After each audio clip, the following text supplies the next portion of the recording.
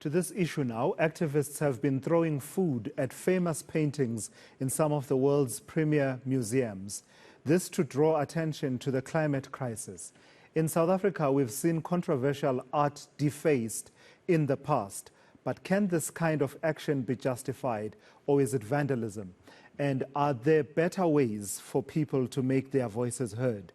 Well, the sculptor, poet and writer Pitika Ntuli seems to think so. He joins me now for a conversation. So Pitika, good evening. Thank you for joining us. This largely came from you because it's something that's gnawing at you, this form of protest by activists, seeking to draw attention to their plight. What exactly are you concerned about? What's your concern as it relates to South Africa in particular?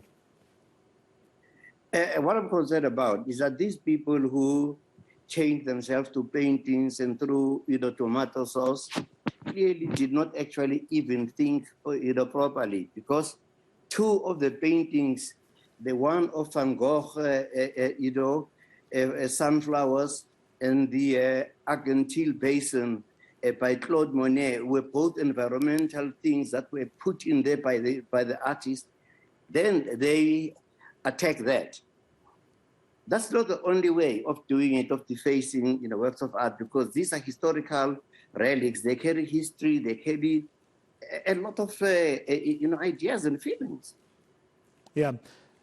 What about this argument that says in protest, sometimes, you've got to dramatize the cause over which you are protesting, and sometimes it will have a cost attached to it. You will know all about it. You were, after all, an active member in South Africa's liberation struggle. Yeah, definitely what you're saying is right. I wouldn't deface paintings. I would rather take my musical instrument and go into the viewing room when everybody is watching and blow my instrument or recite, my poems.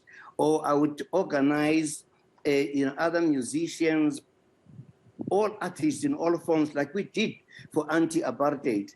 I think the issue of climate change is far even more pressing than the apartheid one. Why can't they then use, those ideas of mobilizing the people, so that we can bring about very effective change that is tangible and visible?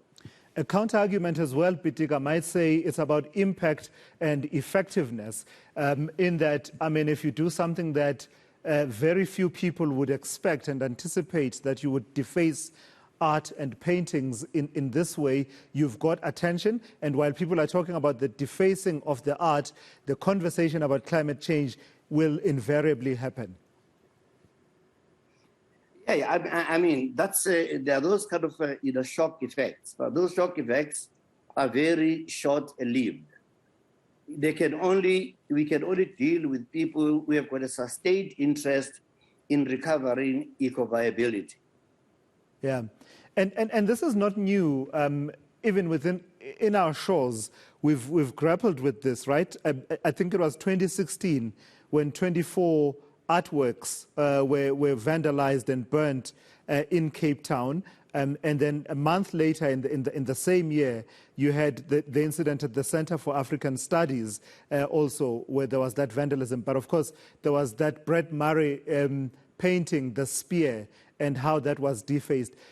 Is this something that still happens in South Africa, or are we at a point where this is no longer a conversation about the defacing of art as well as defacing of statues in protest?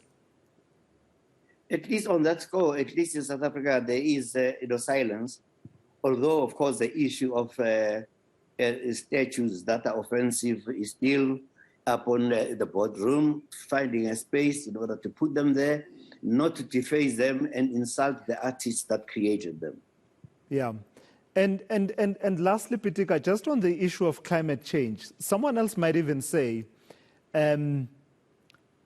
if we don't act drastically on climate change, well, none of this will mean anything. Not even art will mean anything if the planet is such that it's inhabitable and becomes almost impossible for us to live in. So therefore, I don't know. I know that it's more of the same argument, but it might be phrased differently and more dramatically by saying that there'll be no art to enjoy when we have no planet.